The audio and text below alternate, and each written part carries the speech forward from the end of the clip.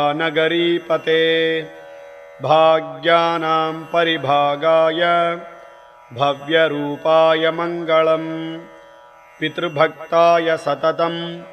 भ्रातृभिः सह सीतया नन्दिदाखिललोकाय रामभद्राय मङ्गलम् त्यक्तसाकेतवासाय चित्रकूटविहारिणे सेव्याय सर्वयमिनां धीरोधाराय मङ्गलम्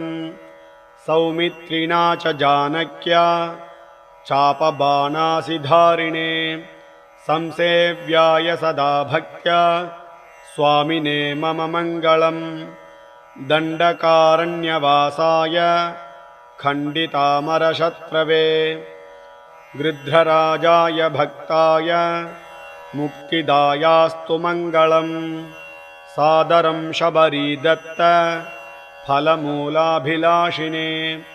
सौलभ्यः परिपूर्णाय सत्त्वोद्रिक्ताय मङ्गलम् हनुमत्समवेदाय हरीशाभीष्टदायिने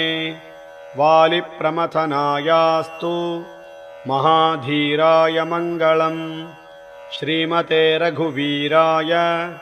सेतुल्लङ्घितसिन्धवे जितराक्षसकार्याय